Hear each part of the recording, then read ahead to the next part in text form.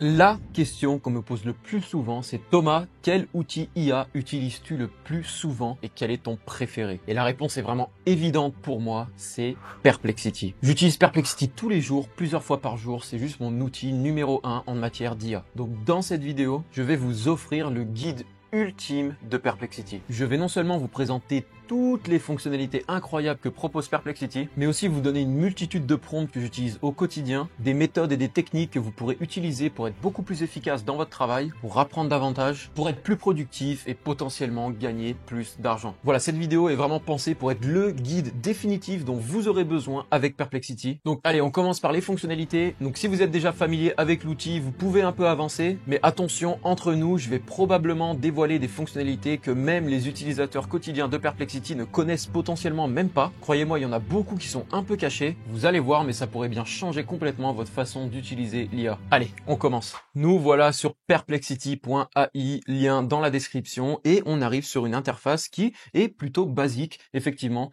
pour des outils IA.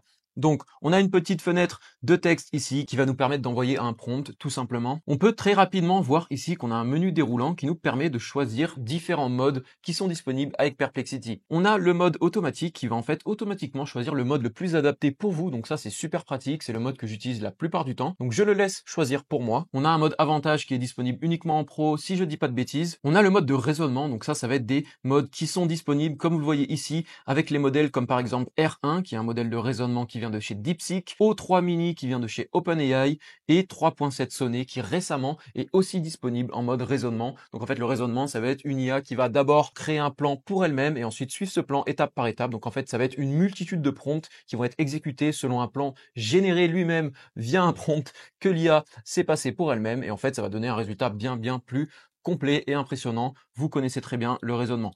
Et pour finir, on a recherche approfondie. Donc ça, c'est une fonctionnalité juste incroyable. C'est aussi disponible chez Google, Gemini, je crois, chez OpenAI, et c'est disponible chez Perplexity. Et honnêtement, les résultats sont ouf. Je vous ferai une démonstration bien complète juste après. Donc restez bien jusqu'au bout pour voir comment fonctionne ce mode de recherche approfondie. Deep Research en anglais. Ensuite, vous remarquerez un petit globe qui est juste ici à droite. Et en fait, ce globe va vous permettre de choisir les différents modes que vous voulez utiliser pour Perplexity. L'avantage numéro 1 de Perplexity, vous le savez sûrement, c'est qu'il est ultra puissant, et c'est pour ça, aucun débat pour moi, c'est l'outil numéro 1 pour la recherche web, loin devant ChatGPT. Donc en fait, quand on active le mode web ici, Perplexity va rechercher des informations sur Internet, extraire différentes données de différentes sources pour vous donner une réponse. Donc en fait, ça élimine un gros problème qu'on a avec les IA, l'hallucination. En fait, c'est un bug qu'ont toutes les IA génératives, ça va être de générer des infos qui sont fausses, car les IA se basent sur de la probabilité et non pas des faits, ça ressort pas des données qui sont toutes faites.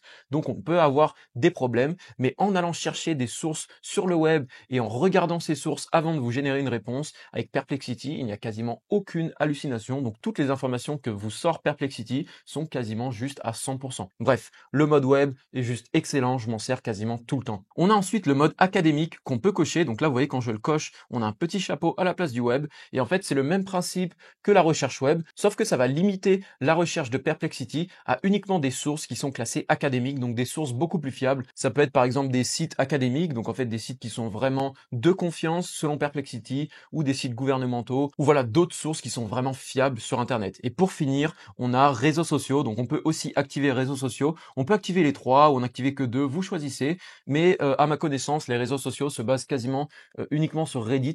Donc voilà, sachez-le, ça peut récupérer plein d'informations qui sont super importantes, mais niveau fiabilité des sources, on est un peu comme ci comme ça. Mais voilà, à vous de voir. En tout cas, c'est disponible. Et pour finir, on a ici le petit icône attacher des fichiers. Donc là, c'est super pratique. On peut envoyer des fichiers à Perplexity, que ce soit des images, des documents PDF, des documents texte, des tableurs comme Excel, etc.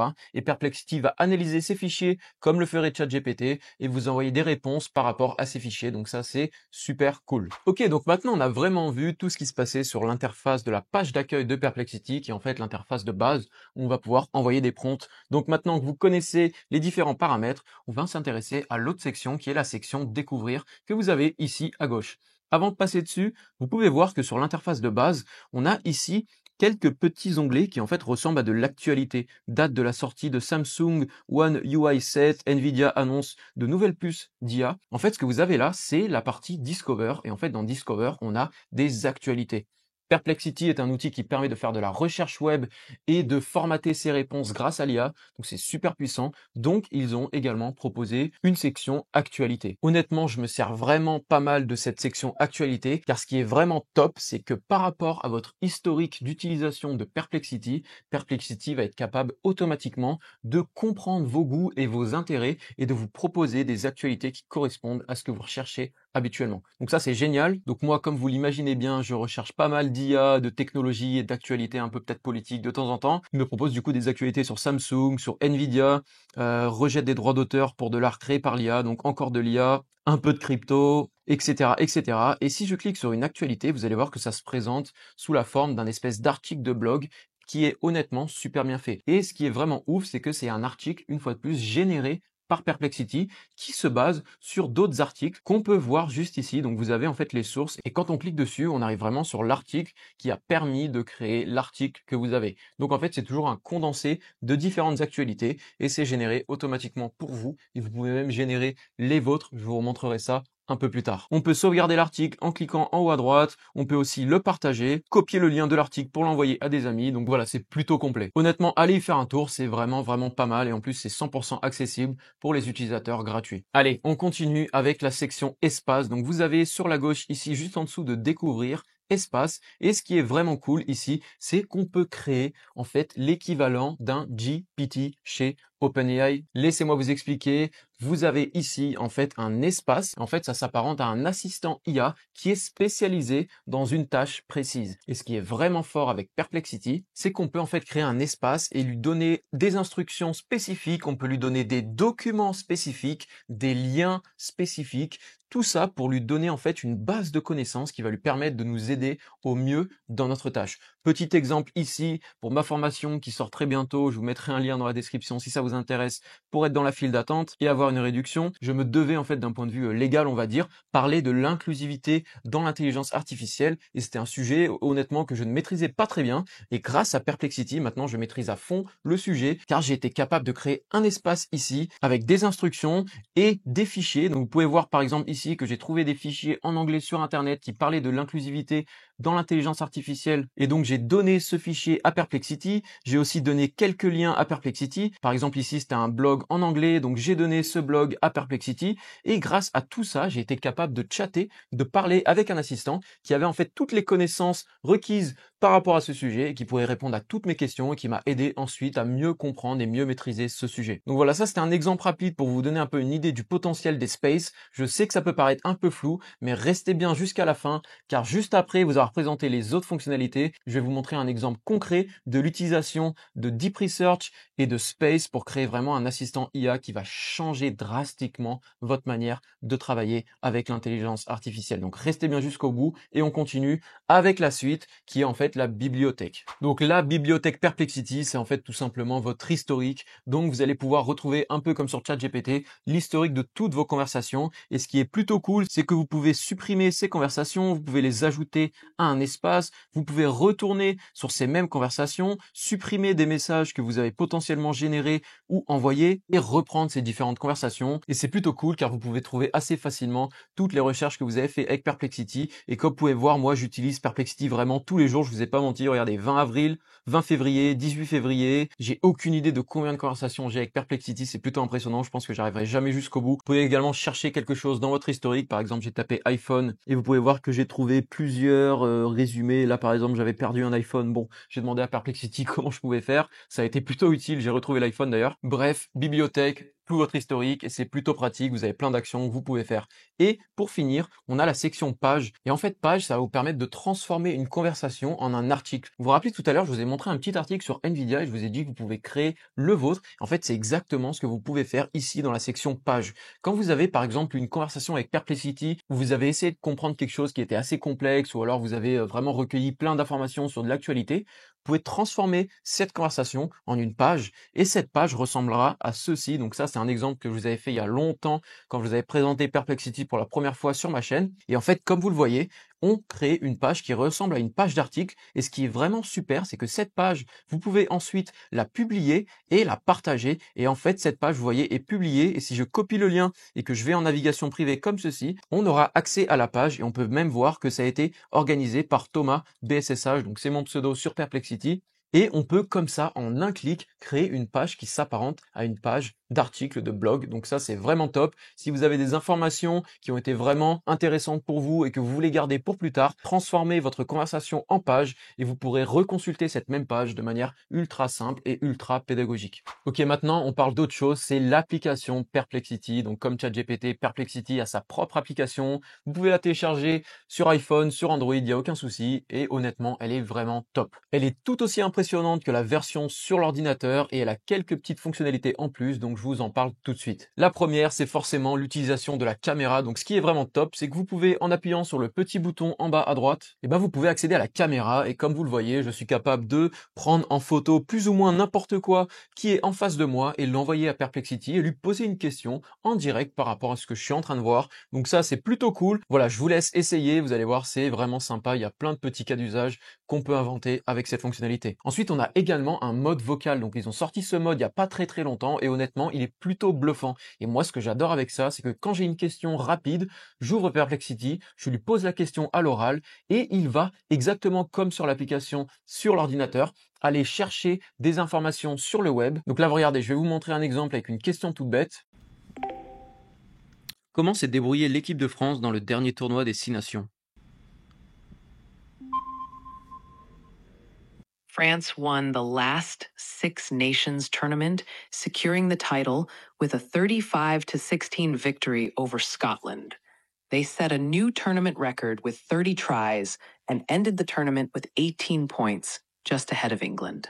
Donc voilà, comme vous avez vu, j'ai une réponse plutôt claire et ce qui est vraiment cool, c'est que en bas, on peut scroller pour avoir directement les sources, exactement comme sur l'application sur ordinateur et ça, c'est vraiment plutôt sympa si on veut vérifier les sources. Et dans tous les cas, je vous conseille d'utiliser leur mode vocal, il est vraiment super puissant. Il n'est pas aussi avancé que le real-time d'OpenAI sur certains points, mais en tout cas pour la recherche, c'est vraiment le top. Voilà, et après, vous avez toutes les fonctionnalités qui sont disponibles sur ordinateur. Vous avez bien sûr l'onglet Discover, donc découvrir avec toutes les actualités, etc. comme je vous l'ai présenté. Vous avez également l'onglet Space, vous avez l'onglet Librairie, donc avec tout votre historique, et vous avez l'onglet Page dont je vous ai parlé il y a quelques instants. Donc voilà, vraiment avec l'application Perplexity dans votre poche, vous avez accès à une mine d'informations, et je vais vous donner plein de petits exemples de différentes utilisations que je fais de Perplexity au quotidien, et vous allez voir, certaines vont sûrement vous étonner, car c'est juste impressionnant les résultats qu'on peut avoir. Donc voilà, c'est tout pour l'application mobile, on est de retour sur mon PC. Comme je vous ai parlé d'application mobile, laissez-moi vous parler d'un truc qui m'a fait trop plaisir, c'est sorti il y a à peine une semaine, et c'est enfin l'application sur ordinateur. C'est juste génial, je vous montre ça, ça se passe juste en bas à gauche, on a un petit bouton télécharger. Et là, on peut télécharger soit l'appli mobile comme je vous l'ai dit, soit l'extension Chrome, bougez pas, j'y reviens juste un peu après dans la vidéo. Et on peut télécharger l'application sur Windows. Donc ça marche très bien sur Chrome par exemple ou autre, mais je vous conseille vraiment d'installer l'application. Moi, je l'ai installée de suite et je m'en sers absolument tout le temps. Donc pour la vidéo et pour garder un peu de suspense, j'ai commencé sur Google Chrome, mais honnêtement, servez-vous de l'application sur ordinateur. Elle est juste géniale. Donc vous l'avez sous les yeux, vous pouvez l'installer très facilement et vous avez plus ou moins la même interface, mais avec pas mal de petites fonctionnalités en plus. Déjà, ce qu'on a en plus, c'est ici un petit bouton qui nous permet directement de parler à Perplexity. Donc ça, c'est juste incroyable. On n'a plus besoin de prompter en écrivant. On peut lui parler directement et ça, c'est juste top. Et surtout, on a un autre truc qui vient de sortir et j'ai pas encore tout configuré, mais je vais m'y mettre très bientôt. C'est les shortcuts. Donc les raccourcis en français. Et quand on clique ici en bas à droite, vous pouvez voir qu'on a pas mal de raccourcis. Donc par exemple, nouveau fil de description, on peut faire CTRL Maj P apparemment. Activer le mode vocal, basculer la dictée vocale, arrêter de générer, etc. Donc on peut tout configurer quasiment. Et une fois de plus, voilà, si vous utilisez Perplexity de manière régulière, configurez vos raccourcis. Moi, je vais m'y mettre très bientôt et ça vous fait gagner un maximum de temps, vous imaginez bien. Donc voilà, je vous conseille vraiment d'installer l'application. Dans tous les cas, elle est gratuite sur ordinateur et sur mobile. Et pour la suite de cette vidéo, on va rester sur l'application. Donc maintenant, parlons d'une petite fonctionnalité qui est très peu connue aussi chez Perplexity, c'est le mode incognito. Donc exactement comme sur Google ou d'autres navigateurs, on a ici un mode incognito et quand je clique sur le mode incognito, mes données sont entièrement privées. Donc il n'y aura aucun historique, il n'y aura aucune sauvegarde de données, de cookies, de cache, de quoi que ce soit.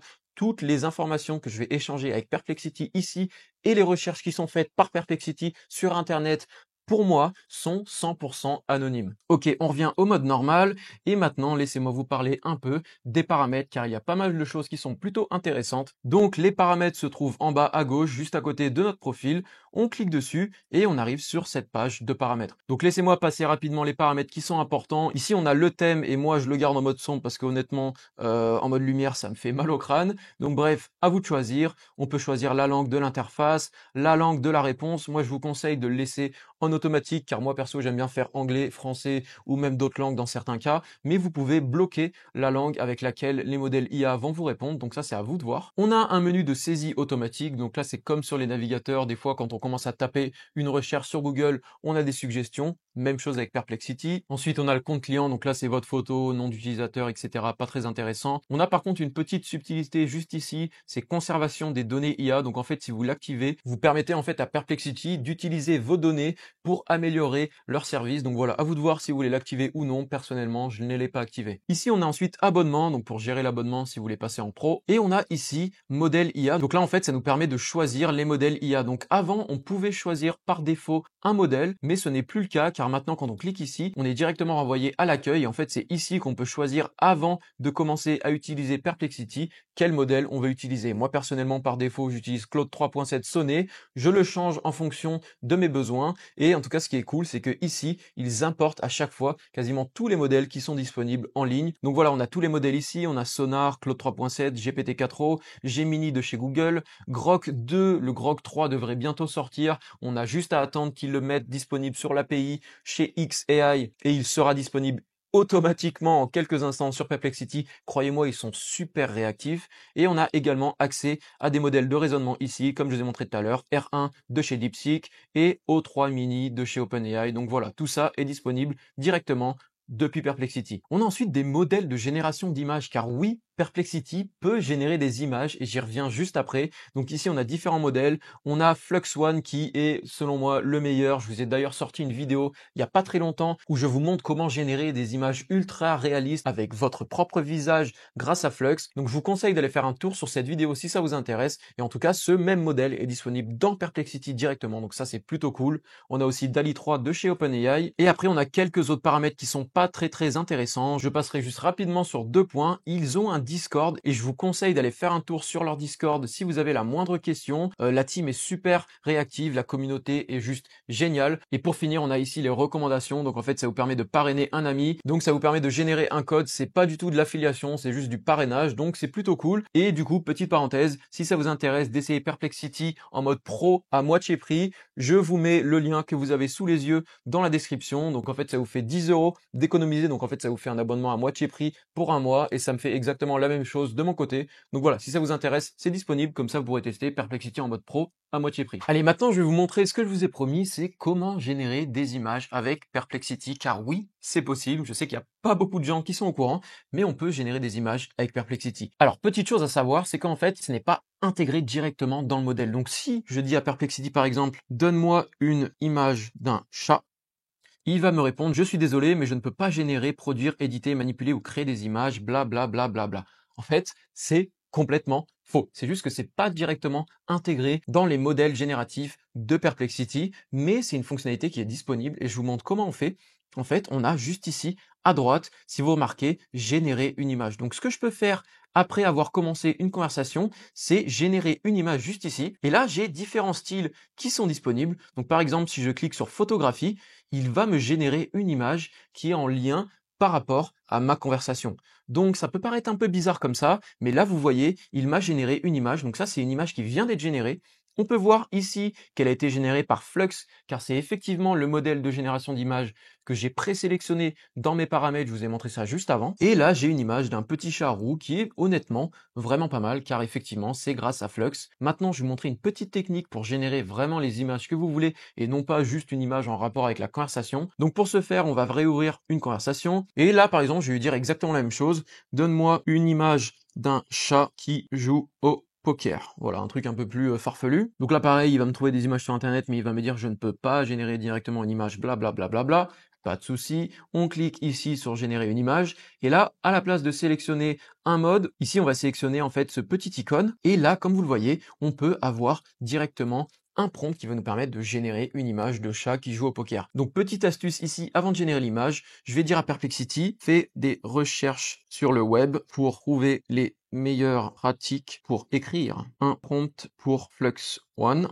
et écrit grâce à tes recherches un prompt optimisé pour un chat qui joue au poker. Voilà, petite astuce, c'est ce que je fais en général. Si j'ai pas envie de me prendre la tête à écrire un prompt moi-même, je demande à Perplexity de faire des recherches sur Internet pour trouver la meilleure manière d'écrire un prompt avec Flux One, et du coup il va lui-même m'écrire un prompt, et ce prompt je vais pouvoir l'envoyer exactement avec la même technique. Je clique sur générer une image, je clique sur le petit icône en haut à droite, et là je copie-colle mon prompt, et style, on va écrire réaliste. Là j'appuie sur soumettre, et comme vous pouvez le voir en haut, il est en train de me générer une image. Donc là je n'ai plus qu'à attendre quelques secondes, et voici mon chat qui est en train de jouer au poker. Mais en tout cas ce qui est cool, c'est qu'il m'a généré exactement l'image que je voulais. Donc voilà comment on génère des images avec Perplexity. Donc voilà, on a fait un bon tour des fonctionnalités qui sont disponibles dans Perplexity, et maintenant on va passer ensemble à quelques cas d'usage, quelques méthodes et quelques techniques que j'ai mis au point à force d'utiliser Perplexity, qui vont vraiment changer votre façon d'utiliser cet outil. Donc on va commencer par des usages un peu peut-être basiques, mais que vous connaissez peut-être pas, et restez bien jusqu'au bout, car comme promis, je vais vous montrer un exemple concret où on va ensemble créer un espace Perplexity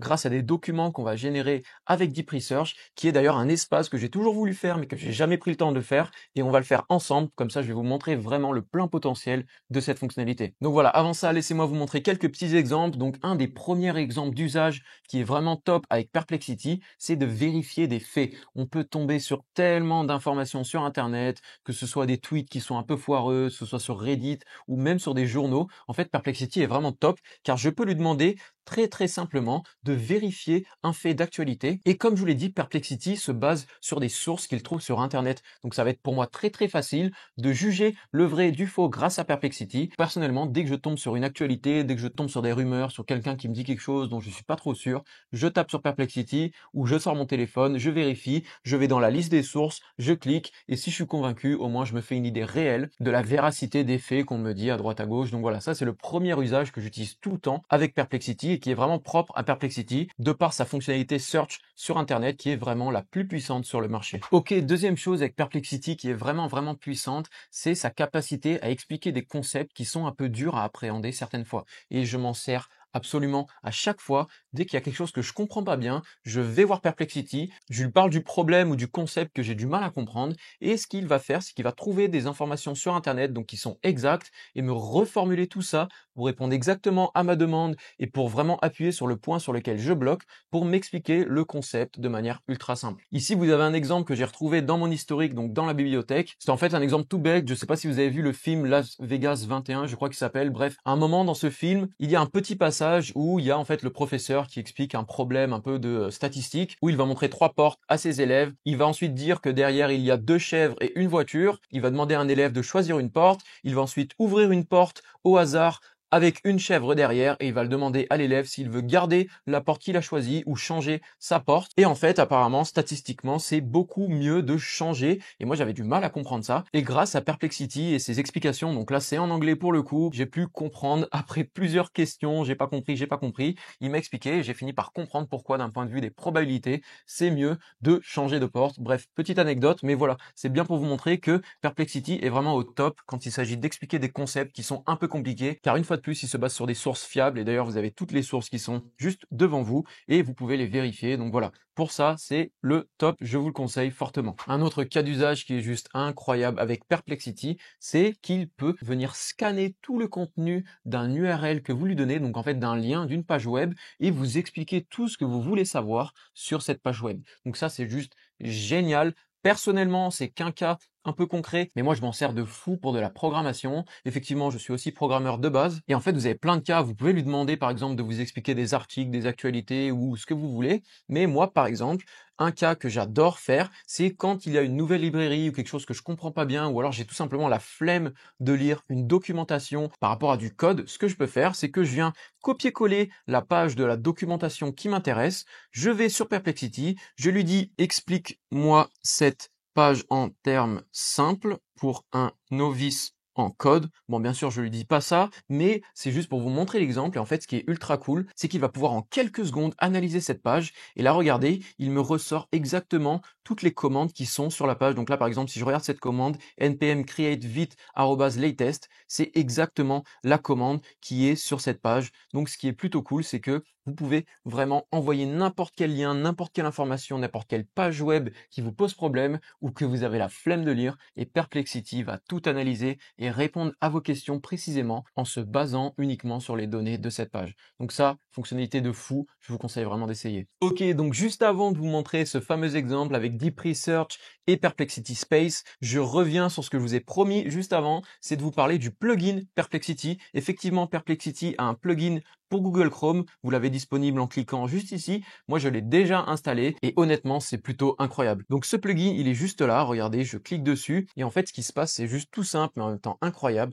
Perplexity, grâce à ce plugin, peut répondre à n'importe quelle question sur la page web sur laquelle vous êtes actuellement. Donc ça, c'est juste génial. Donc pour l'exemple, je vais retourner exactement sur la même documentation que tout à l'heure et je vais lui demander une question un peu spécifique. Donc là, sans trop rentrer dans les détails, pour installer cette librairie qui s'appelle Tailwind CSS dans mon code, il faut que j'ajoute en fait ici ces lignes de code dans le fichier qui s'appelle index.css. Et là, pour voir si ça fonctionne bien, je vais lui demander à Perplexity où dois-je ajouter les Tailwind directives dans mon code. Et logiquement, s'il est capable de bien scanner les informations de la page web, il devrait me répondre index.css. Et voilà, comme vous le voyez, il me dit si vous travaillez sur un projet React ou autre, ce fichier peut être renommé différemment comme index.css. Et c'est exactement la réponse qu'on a juste ici. Donc voilà, ça c'est plutôt cool. Il peut aussi vous faire des résumés de la page directement. Vous avez un bouton en haut à droite qui s'appelle Summarize, ça veut dire résumé en anglais. Et là, on peut choisir en fait les différentes sources. Donc moi, j'ai this page, donc en fait il est capable de me résumer cette page et c'est exactement ce qu'il est en train de faire. Si vous pouvez voir,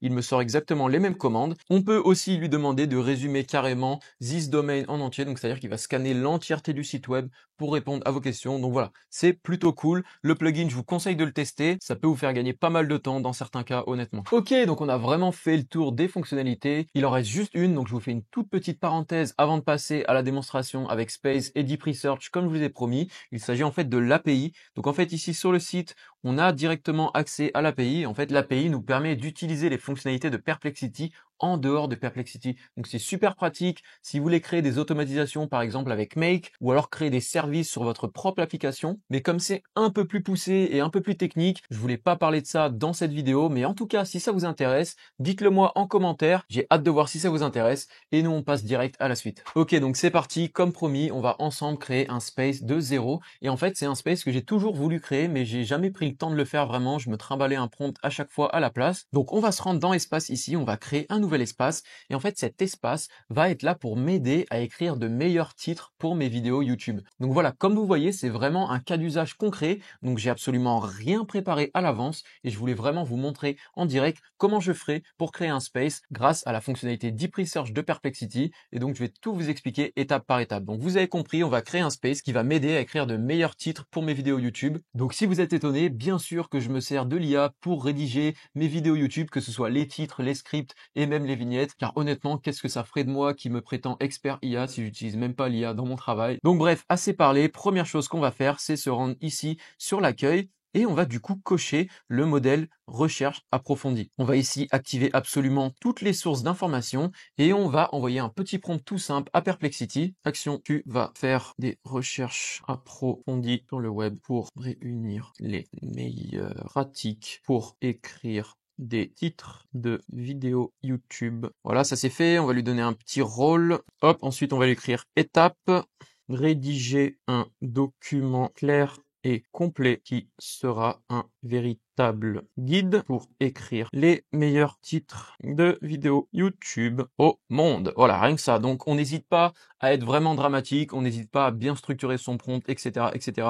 Donc là, j'envoie la recherche approfondie et vous allez voir, ça va prendre quelques minutes, mais c'est nécessaire pour que vraiment Perplexity fasse son travail à fond et trouve les meilleures informations et surtout me fasse le meilleur résumé. Donc comme je lui ai dit, fais-moi un guide complet qui sera vraiment le guide ultime. Et voilà, il a fini sa recherche et il est en train maintenant d'écrire le fameux guide que je lui ai demandé d'écrire. Et ce qu'on peut remarquer en fait, c'est qu'ici, on a accès à absolument tout le raisonnement que Perplexity a eu lors de sa recherche approfondie. Donc en fait, si ça vous intéresse, vous pouvez vraiment lire toutes les étapes. Vous pouvez voir toutes les sources qu'a utilisé Perplexity dans ses recherches. Donc on peut voir qu'il y a Semantic Scholar, on peut voir qu'il y a Reddit, etc., etc. On peut voir aussi qu'il y a des transcripts directement de vidéos YouTube et tout ça est disponible. Donc si ça vous intéresse, vous pouvez voir vraiment comment a raisonné Perplexity. Nous, pour l'instant, on va juste s'intéresser à ce qu'il nous a donné. Donc on peut voir qu'il nous a donné un document qui est honnêtement plutôt complet, donc c'est pas mal. Donc ce qu'on va faire pour pas que ce tuto dure trop longtemps, c'est qu'on va juste copier ce document et je vais créer un document qui s'appelle YouTube Title Guide.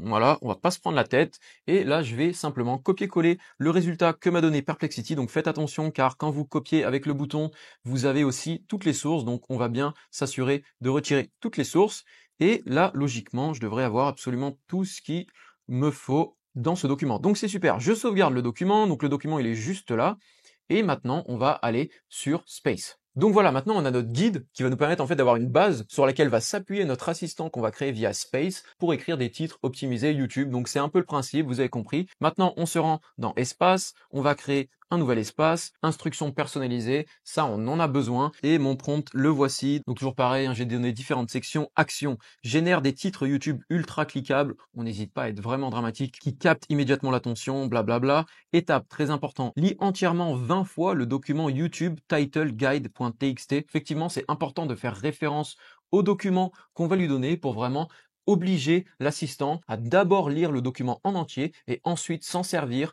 pour effectuer la tâche qu'on lui a donnée. Donc ça, c'est très important. Ensuite, récupère auprès de l'utilisateur une description de sa vidéo ou un brouillon de son titre. Fais 5 suggestions de titres bien différents optimisés à fort taux de CTR en te basant sur les bonnes pratiques trouvées dans YouTube Title Guide.txt. Persona agit comme un expert en YouTube marketing, blabla.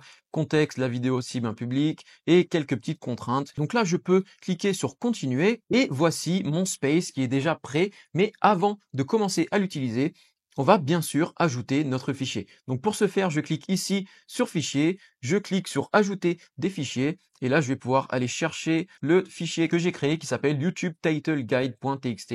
Donc faites attention d'avoir le même titre dans votre prompt et dans votre document pour que vraiment le modèle IA sache de quoi vous parlez. Donc voilà, ça c'est fait, j'ai mon document et là c'est parti, on commence. Et vous savez quoi? Ce qu'on va faire, c'est que je vais carrément trouver des inspirations pour le titre de cette vidéo grâce à ce space directement dans la vidéo. Donc ça va être plutôt drôle et on verra si effectivement le titre que j'aurai choisi sera un des titres qui a été suggéré par Perplexity. Donc ici, je peux lui dire simplement « Aide-moi à trouver un titre pour ma prochaine vidéo YouTube ». Donc voilà mon prompt, vraiment tout simple, une vidéo complète sur la présentation de l'outil Perplexity. Cette vidéo est un guide complet qui passe en revue toutes les fonctionnalités de Perplexity, ses usages les plus performants et même quelques astuces cachées. Donc c'est parti, maintenant je peux envoyer mon prompt, mais avant ça, on va s'assurer en fait ici d'utiliser les bons paramètres. Donc quand je parle de paramètres, je parle en fait des sources et ici vous voyez qu'il y a encore le mode web activé, mais nous on ne veut pas utiliser le mode web car j'ai effectivement créé un document pour que l'assistant se base uniquement sur ces informations. Donc je désactive le mode web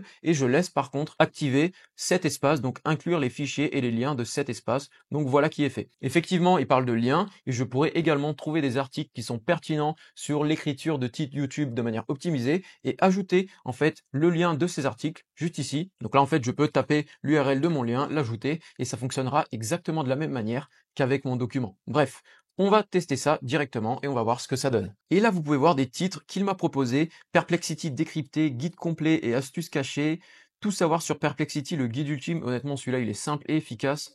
Découvrez les secrets de Perplexity, fonctionnalité incontournable. Bon écoutez, c'est déjà plutôt pas mal, honnêtement. Je pense qu'en fait, on peut affiner car effectivement, je n'ai même pas lu le résultat de Deep Research et j'aurais forcément dû le lire pour avoir des bien meilleurs résultats. Mais honnêtement, c'est déjà le genre de titres qu'on pourrait trouver sur YouTube qui sont vraiment pas mal du tout. Et vous verrez bien si le titre de cette vidéo ressemble un peu à un de ces titres. En tout cas, voilà, c'était vraiment pour vous montrer un peu l'usage de Perplexity avec Deep Research et Perplexity Space. On peut forcément améliorer améliorer tout ça en reprenant bien sûr le guide qui a été généré, en ajoutant d'autres liens, en affinant un peu le prompt. Là, j'ai fait ça un peu rapidement pour vous montrer l'exemple, mais en tout cas, moi, je suis déjà plutôt satisfait des résultats et je vais fortement améliorer cet espace pour que ce soit vraiment un outil de travail qui me fasse gagner un maximum de temps. Donc voilà, je vous ai montré comment utiliser Perplexity Space et Deep Research et maintenant je vais vous montrer quelques cas d'usage rapidement qui vont peut-être vous étonner avec Perplexity. C'est parti. Donc un usage que je fais personnellement à chaque fois que je me balade et que j'ai mon téléphone et que je suis en voyage, je demande à Perplexity de me conseiller des restaurants, des activités, des monuments à visiter, car effectivement c'est toujours beaucoup mieux que ChatGPT qui se base uniquement sur son entraînement qui a été fait sur tout Internet, alors que Perplexity va se baser sur des articles réels, donc des vrais classements, etc. Et en fait on peut faire par exemple, donne-moi un top 5 des temples à visiter en Thaïlande. Et là, en fait, il va faire les recherches tout simplement. On peut voir ici qu'il y a toutes les sources. Et honnêtement, je suis plutôt d'accord parce que je suis actuellement en Thaïlande pour ceux qui ne le savent pas. Mais ouais, écoutez, c'est un classement qui est plutôt pas mal. Donc voilà, en tout cas, c'est plutôt cool. Et ce que vous pouvez faire, c'est lui donner en plus vraiment vos envies, vos contraintes, etc. Donne-moi un top 5 des temples à visiter dans telle ou telle ville ou des temples qui sont ouverts à telle ou telle heure avec tel ou tel style. Donc voilà, ça c'est juste un exemple. Donc je parle de temple ici car c'est un truc qui m'est venu comme ça sur le coup. Mais utilisez vraiment Perplexity pour ce genre d'usage. Vous allez voir, c'est plutôt pas mal les résultats qu'il vous donne. Ok, une autre utilisation de Perplexity que j'aime vraiment beaucoup, c'est la comparaison de plusieurs produits qui sont disponibles sur Internet. J'ai un petit exemple pour vous. On va vous demander de comparer les meilleurs drones caméra grand public sur le marché et recommander celui que la plupart des gens préfèrent. Toujours pareil, il va tout seul faire différentes recherches avec son modèle de raisonnement et son modèle de recherche sur Internet et ensuite il va compiler toutes ces réponses pour nous donner une comparaison. Et là, on peut voir qu'il nous parle de DJI Mini 4 Pro. Alors DJI, je sais pas si on le prononce comme ça. Bon, je m'y connais pas trop en drone, c'est juste un exemple que j'ai sorti. Mais croyez-moi, je l'ai fait pour plusieurs autres cas. Par exemple, comparer des iPhones, comparer des caméras ou comparer des logiciels, par exemple, d'enregistrement de vidéos, etc., etc. Et honnêtement, les résultats qu'il me donnait à chaque fois étaient plus que pertinents. Donc voilà, faites le test, vous allez voir, c'est vraiment pas mal. Un autre exemple qu'on peut faire très rapidement avec Perplexity, c'est lui demander d'extraire des informations à partir d'une image. Donc ça voilà, ça fonctionne sur quasiment tous les modèles, mais je tiens à le préciser, ça fonctionne aussi avec Perplexity. Donc si j'ai une image, je fais CTRL-V et que j'ajoute l'image, vous le voyez ici, l'image vient d'être ajoutée, on peut cliquer dessus et on voit qu'il y a une image. En fait, c'est un screenshot de la réponse qu'il m'a donnée juste avant. Et si je lui pose la question, trouve l'autonomie sur cette image, je lui envoie et il va être capable en fait de scanner l'image, de récupérer l'information et de me la donner juste ici. Vous allez voir, logiquement, il devrait taper dans le 1000 et on va voir ça tout de suite. L'autonomie de vol mentionnée est de 34 minutes et si on regarde l'image, l'autonomie de vol est effectivement de 34 minutes, bravo Perplexity. Un autre cas d'usage qui est plutôt puissant avec Perplexity, une fois de plus, comme il a accès au web, il va être capable de trouver des informations qui sont utiles par exemple pour le SEO, pour le référencement, que ce soit pour des articles ou votre propre site web. Vous pouvez lui demander d'aller chercher des mots-clés qui ont un potentiel pour du trafic et il va vous faire une analyse qui est vraiment plutôt complète et vous donner des bons conseils pour vraiment construire soit des articles, soit votre site web et trouver des mots-clés sur lesquels capitaliser quand vous allez essayer de ranker sur Internet. Donc là, c'est un peu spécifique par rapport au SEO, mais tout ça pour vous donner un exemple et pour vous montrer un peu les possibilités qu'on a avec Perplexity, vu que c'est un modèle qui est très très fort pour trouver de l'information sur Internet. Donc là, toujours pareil, je vais parler de mes drones grand public et on peut voir qu'il nous a sorti quelques mots-clés. Donc on a le mot-clé 2025 qui revient pas mal de fois. Effectivement, comme on vient de passer entre guillemets en 2025, on peut imaginer qu'il y a pas mal de parts de marché à prendre sur ce genre de mots-clés. Donc voilà, plutôt pertinent de ce côté-là aussi. Et toujours pareil, comme Perplexity a accès à Internet, on peut s'en servir pour trouver des informations qui sont vraiment pertinentes pour un peu du conseil financier. Donc ne vous basez pas uniquement sur l'IA pour acheter telle ou telle action ou faire tel ou tel investissement, bien sûr. Mais par contre, pour trouver des informations pertinentes qui peuvent vous aider à prendre la bonne décision, je vous conseille fortement d'utiliser Perplexity. Là, par exemple, je demande si c'est une bonne idée d'acheter des actions Nvidia.